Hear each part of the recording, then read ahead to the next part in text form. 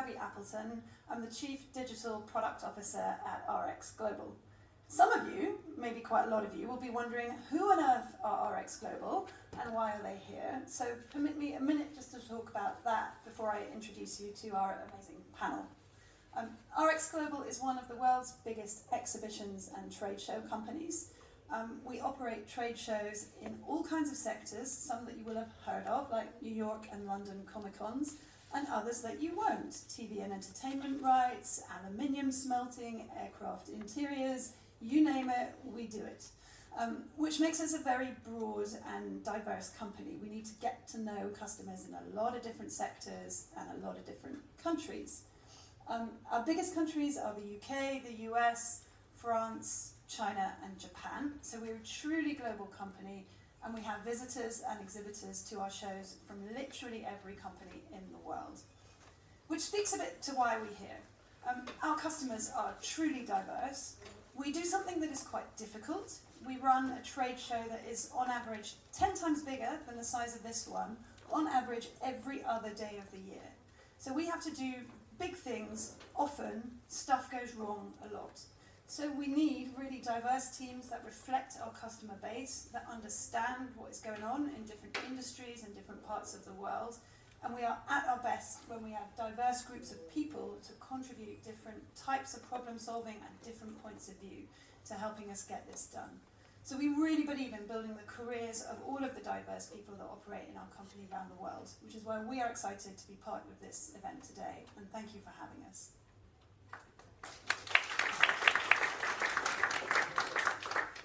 Why did we choose this session? I expect most of you were in the session before lunch where we listened to three amazing entrepreneurs talking about how they are resilient and how they have faced challenges and navigated through tough things in our careers. And some of them mentioned, I think, one of the questions about how you do that in companies as well. Well, I think our three panelists here are amazing examples of people who've built successful careers in our company. And we thought it would be brilliant to have them come and talk about how they have built their careers, how they've navigated roadblocks and thought about planning. So with no further ado, I'm going to ask them to introduce themselves. I'm going to start with Des at the end. Hi everyone. Great. I will be asking questions. Thank you. And I won't be raising my mic like this. My name is Des Massicott. I'm the Chief Information Security Officer for RX. I've been with the organisation 10 years, but been working in cybersecurity about 30 years past mine. Like I say, a long and successful career. Thank you, Des. So my name is Jeffrey Asaribwama. I am the Director of Product Analytics, and it's all about data and analytics. And over the course of this talk, you hear how much I love it, which is weird from a guy from East London. Pass mic. So I'm going to give my full name. I don't do this often. My full name is Milton MacArthur Montague II. I'm saying the full name because my dad's watching. He's the first. I am the Senior Director of Innovation and Development for the Americas, which is a really, really long title. It means I run the dev team in the US, Mexico, and Brazil for RX. And I've been here for 16 years. Thank you guys. And hi to Milton's dad and all the people who are watching on streaming. That is awesome. I'm so happy. One more thing before I get into some questions for the panel. There is a QR code up there. If you want to ask questions, scan the QR code, stick them in the box. If you want to know what Des's DJ name is, maybe you have to ask in the chat because he wouldn't tell us earlier. Right, question one. Milton, I'm going to come to you first. You guys are all super successful in your careers. Can you share a personal or professional challenge that you have faced? And maybe tell us a bit about where your drive to succeed comes from in addressing those challenges. I'll start with the easy one. My drive and the reason why I am the way I am is because I was born to a family of extroverts who surround themselves, of overachievers and extroverts. I'm the introvert that surrounds themselves with more overachievers. So I kind of had no choice. Also, growing up, I heard something that I'm pretty sure some of you might have heard as well. You're black, you have to do things twice as good as your counterparts. So I kind of, this is what it is because of that. The challenge is a really interesting one. It's a really one that is pivotal in my career. And there was one point in time I had a manager who was new to the company, didn't quite understand me, didn't quite understand my role. But on my first review with them, they opened the review by telling me that they're promoting one of my colleagues. Internally, I said, this is great, because the colleague is a great friend of mine, love him to death. But then I also was thinking, why are you telling me this in my review? So externally I said, fantastic. What about me? They didn't have an answer for me. Instead, they gave me some ridiculous answer about presence in meetings. Unbeknownst to them, I am an international Toastmaster who achieved their competent communicator in less than a year. See the overachievement family? So I had all the skills necessary to be present in meeting and have good presentations. Thankfully, I was connected with a coach who, after 2 meetings with a coach, said to me, Milton, there's absolutely nothing wrong with you. You are phenomenal at what you do. The problem is you don't know how to play the game. And the coach, a black man, taught me how to play the game. And I used the tips that he taught me pretty much every day of my life. I can get to that. Jeffrey. Thank you. It's interesting that Milton talks about family. So my challenge is actually my dad. I'm an only child. He is an overachiever as well. He's like accountant, Ghanaian, so you have to do proper jobs. And he schooled me on heritage and family. So my granddad, who has 72 grandchildren, and I'm the only one who's named after him. He fought in the Second World War. Yeah.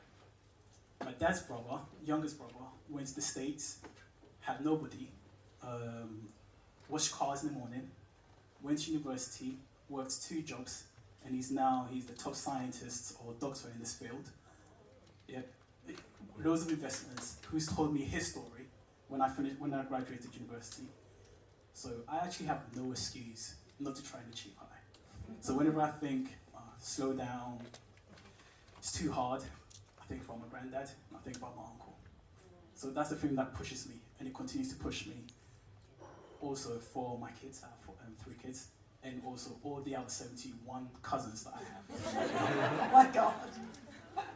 71 cousins. I thought I came from a big Catholic family, but that's...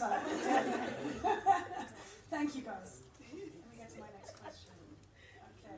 So we had a bit actually earlier about having a vision for your career, and that's really important to think about where you want to go. But it can also be really hard because it's quite daunting to think about that kind of thing. How do I start planning and charting next steps, short term and long term? I had a great boss who said to me once, well, Gabby, you need to think not just about the next job you want, but the one after that as well. And that was a piece of advice that has helped me. But I wonder if our panellists can talk a bit about what is your advice for mapping out a career shorter and longer term? Yeah, I have OCD tendencies, so a whiteboard I would have. That's how I started out. So having a vision, understanding your vision is going to be a key thing. What do you want to do? You want to be an influencer, you want to work online, YouTube, whatever it is, have a vision. Put that vision up on the board. You ask them for practical steps. So from that, what I will do next is assign those SMART goals. First of all, do we know what SMART goals are? Some of you, good, because I'm going to be asking. You're going to have to help us. No problem. So, some of you answered. What's S in SMART? Specific. Thank you. So the first thing you want to do, you want to be specific about your vision and your goals. How are you going to achieve that? What are the steps you're going to take? Would it be certifications or training or working on a Saturday? What is M? Measure. So how are you going to measure yourself during this? So I need to get an A in this certification. I need to get an 8 out of 10 in this exam. These are the things that you need to look into as well. It's measurable. What's next? So, do not set yourself up. Look, we can achieve everything, okay? And I know if you want to be working on a rocket ship somewhere, that's up to you. But is it achievable? Is it something that you can attain? Is it something that's going to be doable? It's in your hands. I've got all of the experience. Yes, it's 30 years. I don't look it. But is it achievable? Next. Realistic. Okay, well, realistic, relevant. I would say to you, is it relevant for the things that you want to do? We're going to talk about pivoting soon. You have a path, this is what I would like to do. Oh, absolutely, I've got another chance of maybe pivoting and doing something else. So give yourself a chance. I started off, like most parents would say, this is your goal, this is what you want to do. And when you're young, you're going to be focusing in that space as well. But give yourself a chance to pivot. So look at those skills, look at those certifications that's going to be relevant for your goal to achieve that vision. And the last one. Okay, time bound.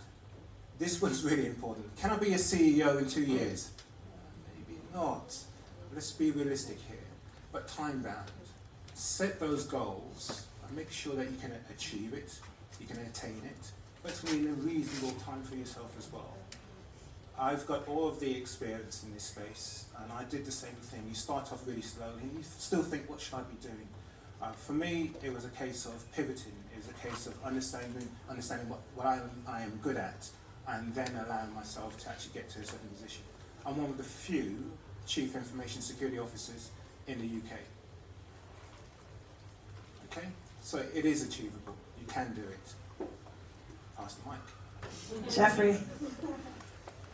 So he's talked about the theory. I'm going to talk about how I applied it in practice, right? I don't know him. I didn't know him when I was doing all of this. I'm that street kid from Leighton, East London. I don't know if any of you guys know about East London. So I'm that street kid where everything was more or less a fight, right?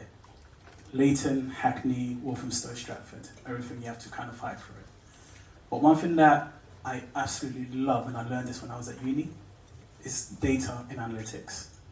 To most people, it's like this black box. But to me, it actually explains people, it explains human behavior. Because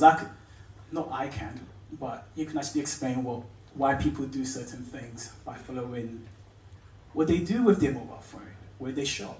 So I absolutely love that. And I think there's a lot more that organizations can do with this. And this is my vision, how we use that to influence decision making. Starting out in that field, I was not in that position to start going to someone like Gabby or to Des to say how we should be using data. So how do I navigate myself to the position where I can actually influence those guys on how we should use data? I sat down, so this is the boring bit. I sat down and I looked at the roles where data is applicable. And I looked at the folks who need to be using data, so chief marketing officers, chief operating officers, and CEOs. And how does my field as an analyst navigate towards that? So from the point of the tech, looking at how data tables work, to creating easy reports, to creating predictive models for ideas, and how we use that to translate that into marketing campaigns, how we translate that into strategy and testing and learning, how we use that to translate into new product ideas. So these were the things that I kind of navigated and always ensured that I stay in this field because I truly believe in this field. So for me, that's one thing I want you to take away. Believe in your skill set and believe in your vision and what you want it to do.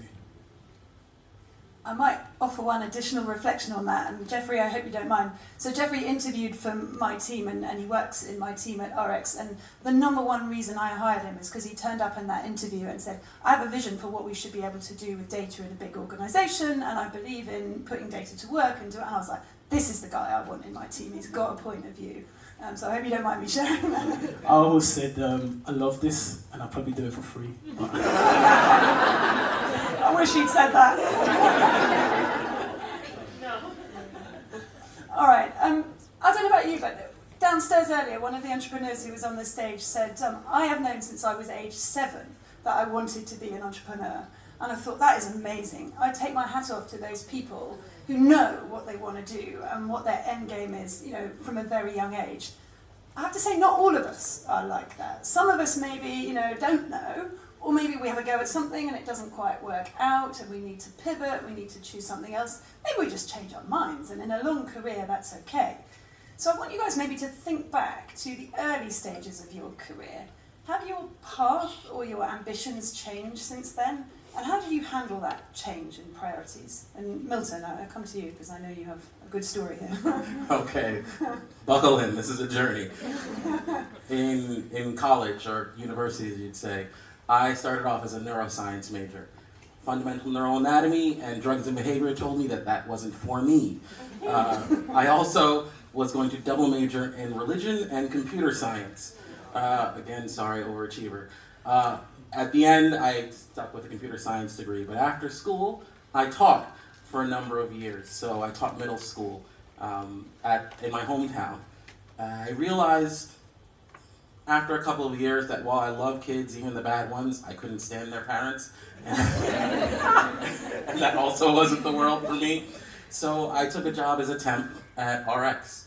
I was a temp on the web team. I was then hired in like 3 months, full-time. I became senior manager, director. I became the head of our internal agency. I now, as I mentioned earlier, I lead the development team for the Americas. So there have been a lot of turns along my path. The thing that I've kind of learned throughout all of this, and the kind of big takeaway is, there's going to be a lot of things that you like, right? There's going to be a lot of things that you like. There's going to be a lot of things that you're good at. What I do now is I look for the nexus of the things that I like, the things that I'm good at, and where the needs of the business are. And that's where I try and make myself grow. That's how I direct myself. Very cool. Des. Cool one, thank you.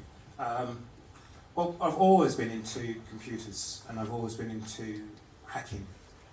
Yes, some of the ears will pick up like that. So I'm one of the old school hackers. I'm talking about the 1990s. A good hacker, so somebody that will take things apart, bit software or hardware, and think, wow, this is easy to me. There's no internet back then. I'm really showing my age, aren't I? Back then, the internet was small. But for me, I was taking apart games. I would reverse engineer games. I would reverse engineer Microsoft operating systems. So I would work for Microsoft for a little while. Yes, the operating systems, I'm going to show my age now, so please don't laugh, but you can Google it afterwards. So Windows 3.1, Windows 95. Anyway, so yes, I would actually take those operating systems apart, reverse engineer and see how it worked. And there was no teaching, there was no courses, but it's something that I did. So I actually slipped into IT, we're talking about pivoting. But for me, I've always worked in IT, but within a year of working in IT, I was spotted. Hey, can you look after this team? Can you be a manager of this team? Well, one of my first experiences, and we are an international organisation, plug for RX, there's plenty of opportunities here. It was Sony that reached out to me, and they said that there's an investigation in Japan, can you help us find a hacker? And I said, sure. I had no previous experience, but I knew about operating systems, I knew about hardware. You guys, some of you guys are gamers. And some of you in the audience today are working for me who have pivoted and perhaps do not have any experience in IT or security. But today is one of the leaders in IT and security for me. So it doesn't really matter what you're thinking that your role is today, you have an opportunity to pivot. What we look for from a security point of view, plug for security here, which is, I don't care what certifications you have or degree. If you're interested, you could work in Costa. If you have an interest and you think out of the box, and that's really important. If you think that you're different, if you go back home and you think, no one understands me. If you're an introvert, these are the people I'm looking for.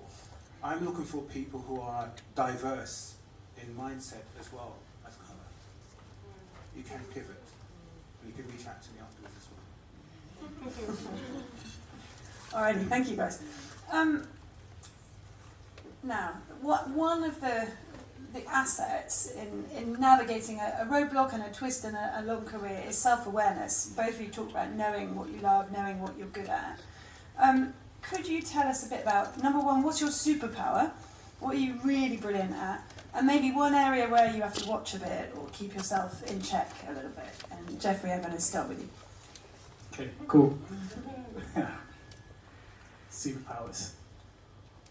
So, 2004, growing up, grime kid, right? All those grime guys were beefing with each other. But as time goes on, they've all become part of that get-along crew. And I'm in that phase. My superpower, which was always part of me then, even though I was trying to be a tough guy, which I'm not, is actually how do we bring people together with a shared vision or with a shared idea and sharing that story. So my whole thing is about, I can talk about what we need to do, I can bring people together, and I can bring people along on that journey with us. And that's making complex things sound simple. It might not be simple, but sounding simple so that people can get behind it. So that's something I'm quite proud of, and that's something that I hope to never lose. Yeah. And any areas that you maybe need to watch and check? Of course, there's so many, Something. way too many. I try to not go too detail or too be in the details so that I don't scare people, because that is possible. Also not to go too long so that people lose focus. Yeah, and also I bring humour into things, but sometimes humour is not always needed. Thank you. Milton, what's your superpower? I've got a couple, but I think one that is my strongest is I have an adept ability to convince other people to do the thing that I want them to do and let them think that it's their idea. My team hates this. I can leave meetings and go, I got it. I know you think just like me. And then they'll just run without me. That's my superpower. In terms of an area where I need to work, I'm still working on is I'm not the best at self-advocacy. I will speak up for my team all the time. If they've done something phenomenal, I'll tell the world. And I have always expected my work to speak for me, and that's not always the case. And understanding that has been kind of the biggest eye-opener for me in my journey, is that I need to do more of telling the world that I'm awesome, and you should too. Yeah. And not to put you on the spot, but was there any one thing that opened your eye to telling the world that you're awesome or the need to do that? Because it's hard, right? A lot of us don't feel good about promoting ourselves, or we feel a bit reticent about it. So I'm just wondering if there was a trigger for that. A lot of that goes back to the overachieving family. Like I expect success, and success won't come to you unless people are aware of what you're doing. So I realized that when I wasn't moving as quickly as I wanted to, and as quickly as I expected, that I need to let more people know what I'm doing and what I'm responsible for. Yeah, cool, thank you. Last question from me, and then we'd like to shift to some questions for you. So if you have one, use the QR code and stick it in and upvote questions that you like. Going to each of you, what is the one most important piece of advice that you have for people here about staying resilient and navigating twists and turns? I think I like to use the term listen. So be you in the audience today, now, or listening to your parents or your friends. Listen. It goes in sometimes and it goes back out again. And sometimes we just need to pause, take the advice that's coming to you. And I want to say listen again. Because when it comes to pivoting, when it comes to am I doing the right thing and should I stay resilient, both in the office and out of the office, when you're with your friends, etc. But also listen to yourself. Sometimes I think when you reflect and when you do listen to that inner voice, is this the right path for me? Is this something that's going to be important to me? Is this something that's going to be important for my family as well? For me, my early years, unfortunately, I spent a lot of time in the books and really trying to upskill myself. Started to travel as well. And I think what's happened to me now, certainly I would say to you since COVID, is I am an introvert, seriously. And for me, this period has allowed me to reflect even more so, listening to myself and give something back. I've always wanted, I don't have any kids, so you guys are my kids today. But it was always important. I knew something was in me that I had to give something back to my community and to people that's important to us. So that's me. Thank you. Jeffrey. You choose. So I think the thing that you can take away, the thing that you should most think about, is that you are in your role for a reason. You have the skills that you are, they're yours. Own that, live that. Think of yourself as the best at what you do. Present yourself as the expert in that space. Live up to it. You heard the speaker earlier downstairs talk about imposter syndrome. You're there for a reason. There's no imposter syndrome here. Other people don't know stuff too. You're the best at what you do. So for me, I'm going to do a little bit of Q&A here. Like, just raise your hands up. It's about the resilience part of it. If you think about your heroes or your figures that you aspire to be like, who has Nelson Mandela in that? Good. Who has Muhammad Ali in this? Good. Who has Harriet Tubman in this? Steve Biko? Tim Campbell? Des Massicott? Right. So for me, these are the people that, have inspired me, and they continue to help me to stay resilient. And one of the reasons that I was so happy when I joined RX, I turned up, I looked at who works here, and I saw this man. I'm like, okay, this is a good company. It's a company that I could grow into, right? And then I also think about where I want to get to, and I remember watching Tim Campbell on The Apprentice, having to balance that with Champions League Arsenal. And I had to, sometimes go watch Tim and root for him, sometimes watch Arsenal lose, right? So it's just those inspirational figures that helps me to stay resilient. And the reason why I keep staying resilient is we don't know who we're going to inspire. So all these positions that we have, we might be inspiring somebody that we don't know. Yeah. Thank you very much. Right, we have some time for Q&A, I think. You're going to help me find the questions. That was awesome. Thank you very much. Coming to the audience and tapping on the shoulder. Okay, can you provide an example of a twist that turned out to be a positive turning point in your career? Something that maybe you thought was not so good to start with, that then really turned into a positive. I have a story. It's the story regarding Japan again. I didn't know my skill set as a cyber security person until, again, it was the Sony episode that I mentioned. I was head of IT. I know things. Like I said, a little bit of an OCD thing. And they said, Des, can you actually do an investigation for us? Someone's done something bad, and we're looking to find out who's done this bad thing. And I said with absolute confidence, yeah, sure. I've got the answer for you. I can do it. Having confidence in yourself is very important. Can you do the job? If you can, sell yourself. Yeah, I would say there's a complement to that, which is, in order to do that, you need to be in an environment where you can have a go, right? And have trust around Not on my network. All right, not on your network. But like choosing to work in a place where it's encouraged to take a bet, to have a go, and where you know that people around you will support that, even if it goes wrong, as long as you haven't bet the farm. I think that's a pretty important part of that, sort of turning negatives into positives. What you mentioned as well is that coming into an organisation where you have figures around, and you inspired me actually. The African American network that to you exposed me to as well. So, when you do your research on an organisation, will I be able to fit in? Look at the organisations that's here today presenting. That's your entry point. If there are any jobs in there, get yourself in there. Yeah, cool, thanks. Milton, I got a question for you. Earlier you said somebody taught you how to play the game. What is this game and how do you play it? There's a whole lot of tips, and if you want to meet him, his name's Greg Brents. He's on LinkedIn. Look him up. But some of the tips he would tell me, they're just all about how you appear.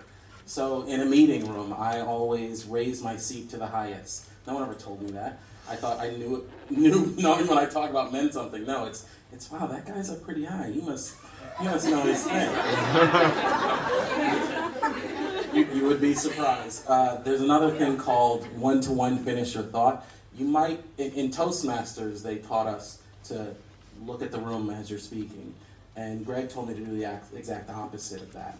So if I'm giving a presentation, number one, don't look at my don't look at my presentation when I'm speaking, but I look at one person in the audience and I finish my thought with that one person. And then when I move on to my next thought, I target another person and I have an individual conversation with that one person.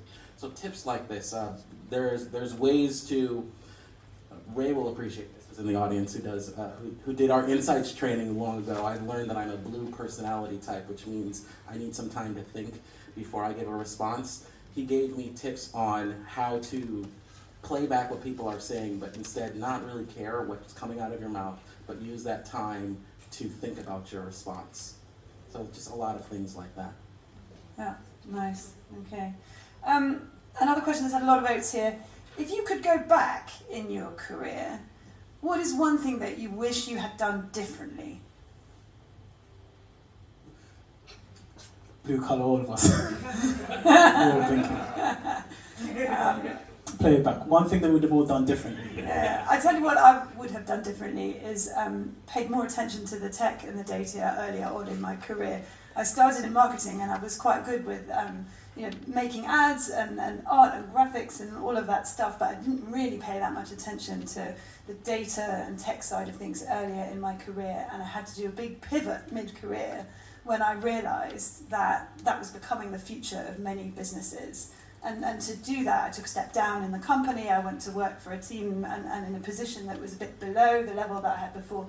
And that's not a regret at all that I did that. It has been unlocking of the last 10 years of my career. But certainly if I had my time again, I would do more of the data and tech stuff earlier, I think. It's great that you mentioned data, because data guy here. So mine is actually being bolder much sooner. So I had ideas, and I didn't feel confident to share those ideas. And I didn't feel confident to just stand up and talk.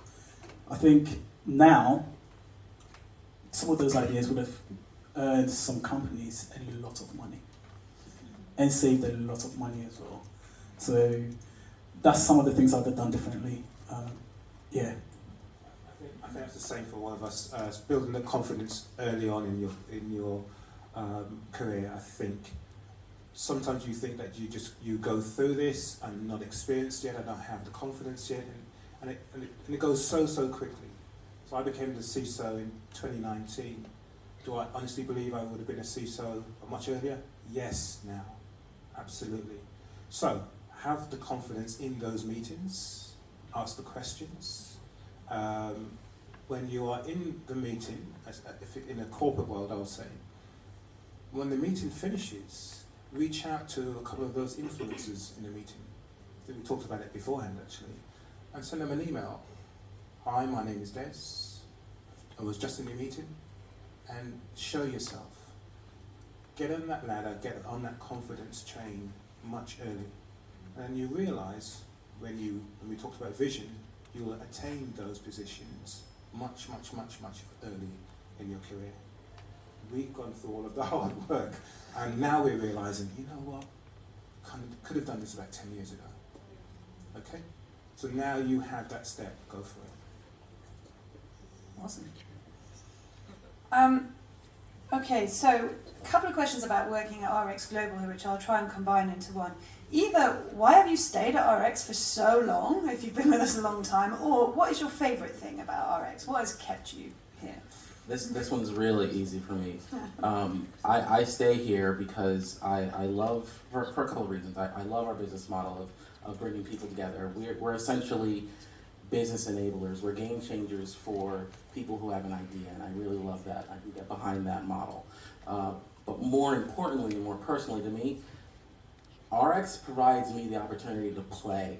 I consider my work play. I have an idea, I can play and make a thing, and that thing can provide value. So I've been here long enough because people keep allowing me to do stuff like that. I'm the old guy. Why have I stayed in this industry stroke RX? RX 10 years this year for me. And I think, again, it's taken some time for me to actually go through and be absolutely confident in my space. Why do I stay here? It's the people here, to be honest. The people they're everything. You realise when you come into work that you meet people in the corridors and you actually say hi to people and you have an interest. It's amazing. But sometimes you blinkered and you just sit at your desk and that's it. You're having conversations, real conversations. So for me, I'm blessed with people who are working for me, with me, as an organisation.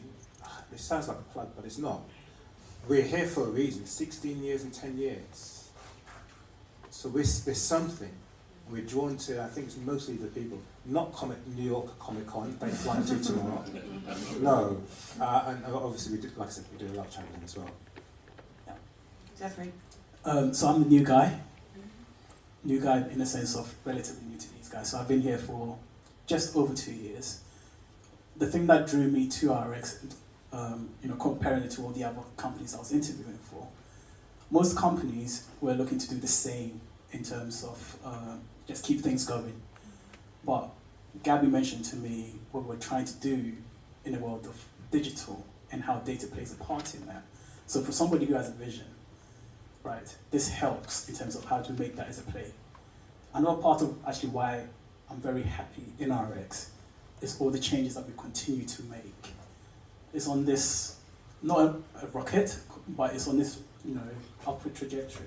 If you imagine a chart, it's on that upward trajectory, and we are firmly part of that. So you see how your work plays in the things, well, my work plays in the things that we do. And I imagine it's the same for Milton and for Des, and I'm sure definitely for Gabby.